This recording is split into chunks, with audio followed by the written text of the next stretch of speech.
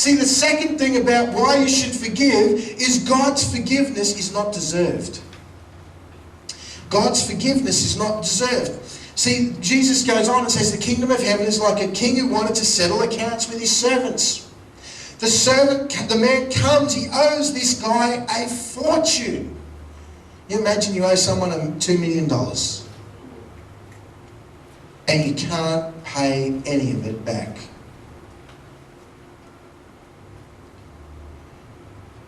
See, this man comes and he doesn't deserve, he's borrowed the money. You borrow money from a bank in good faith that you're going to pay it back.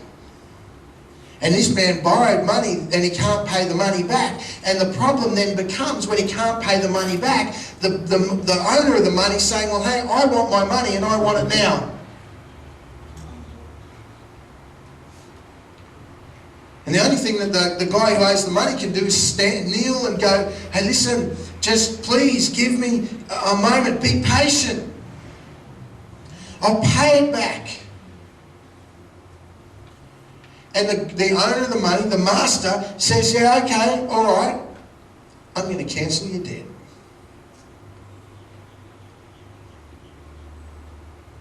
Did he deserve having that debt cancelled? No. Why not? Because he borrowed the money. He owed the money to be paid back. But it got cancelled. You know, see, because forgiveness is not deserved. This guy didn't deserve to be forgiven. He didn't deserve to have the debt cancelled. See, what happened was that grace kicked in, mercy kicked in, kindness kicked in, forgiveness kicked in. See, and for you and I this morning is God's forgiveness. It's not deserved. We don't do anything to earn it. It is given freely. That is grace.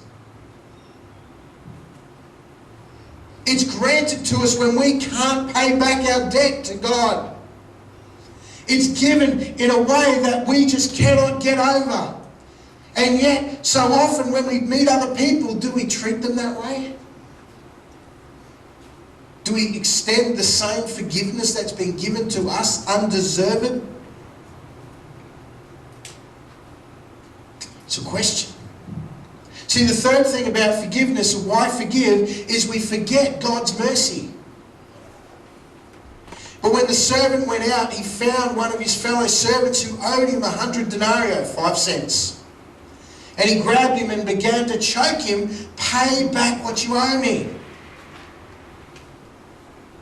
The fellow servant fell on the ground, begged, be patient, and I'll pay it back. And the man refused. You know what? When we live a life and we don't forgive, we forget the mercy that's been shown to us. We forget when someone has extended mercy. We forget the mercy that God extends to us. When someone hurts us and we look at them and we go, man, you hurt me and that's it. We forget that we have been shown mercy at some point in our own life, some point in our own journey. Someone looked at us and said, hey.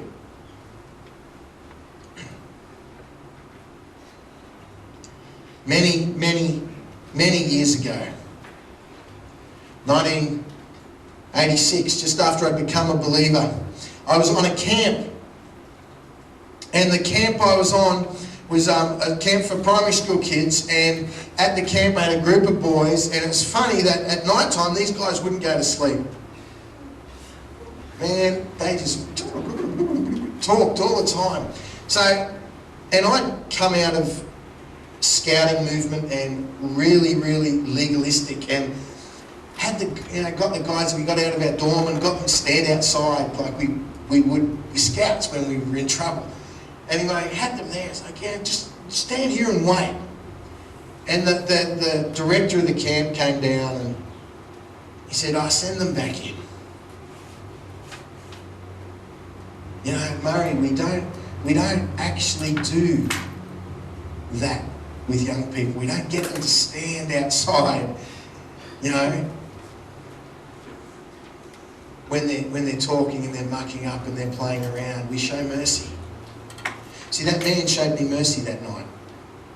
He really could have got stuck into me because, getting him to stand outside, that was not right. I look back now and go, that's not right.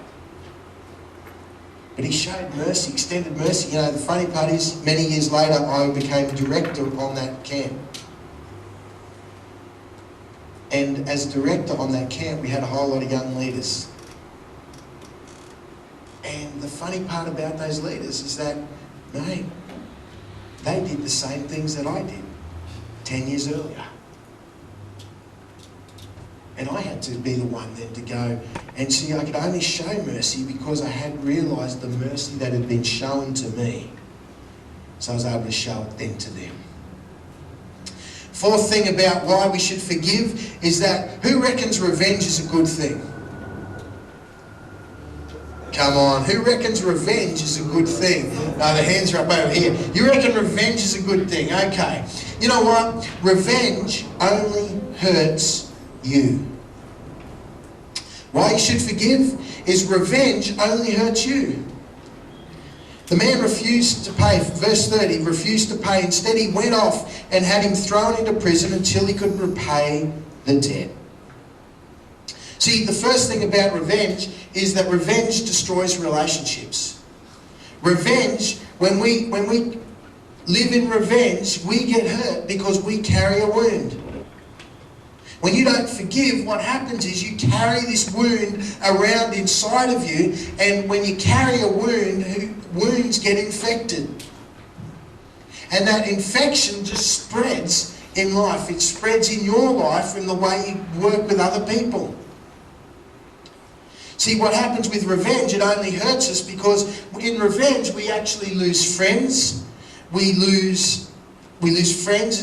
Revenge affects us emotionally. It affects us socially. See, there's two things about revenge. Firstly, revenge keeps the issue alive. It's on your note as A. Revenge keeps the issue alive. See, when we actually take revenge on someone, the main issue, whatever's happened that's actually hurt us that we need to forgive about, it never gets dealt with. The main issue still keeps going. It still keeps hanging around until the man or whoever can pay it. We never deal with it. Revenge keeps this wound open within inside of us, and it never lets the wound get healed. If you think about when you've been hurt before and when you haven't forgiven, what's happened with the issue? It just keeps going. It stays alive. Many years ago, I was engaged. And the girl I was engaged to lent my business some money, and when the engagement broke up, under some bad advice that I was given, I didn't pay back that money.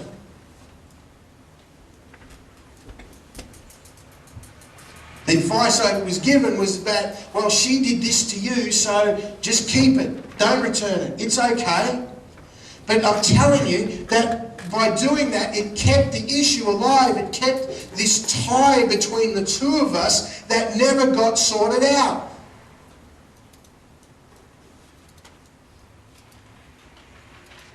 It's like a rock that hangs around your neck, and a weight that you carry with you when you take revenge. And that wound on the inside stays open. Never heals. See, the second thing about revenge, about why we forgive, is that revenge damages your reputation. In verse 31 in Matthew 18, it says, when the other servants saw what had happened, they were greatly distressed and went and told their master everything that had happened. Then the master called the servant in and told him, you wicked servant. See, you know what? When we take revenge, other people are always looking. Other people are watching. others are seeing what you do.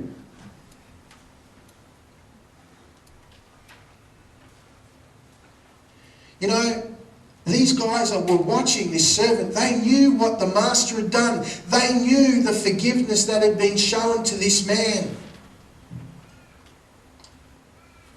And as they're watching the forgiveness that's been given to this servant, and he goes out and does the exact opposite to another servant, man, they knew that this guy just didn't get it. You know, like this morning,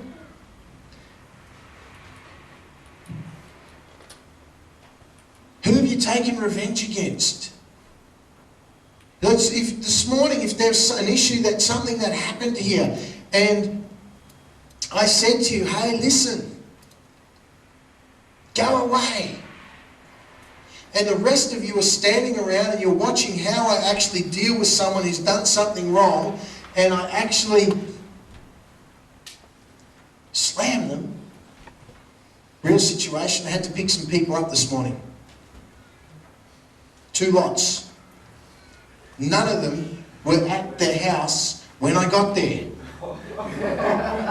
I went to 2 different houses and none of them were there where they were supposed to be. We'd arranged a time where we were supposed to pick them up. And you know, the funny thing is, what if you saw me come in, you knew I had to pick those people up, and I come here this morning and they're here, and then I walk in and I just go, man, you guys are just, I'm not picking you up ever again. That is it. You have wasted my time and I'm so angry with you.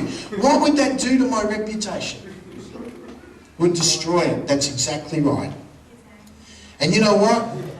You know, when you take revenge, it destroys your reputation. And reputations are hard to earn and easy to lose.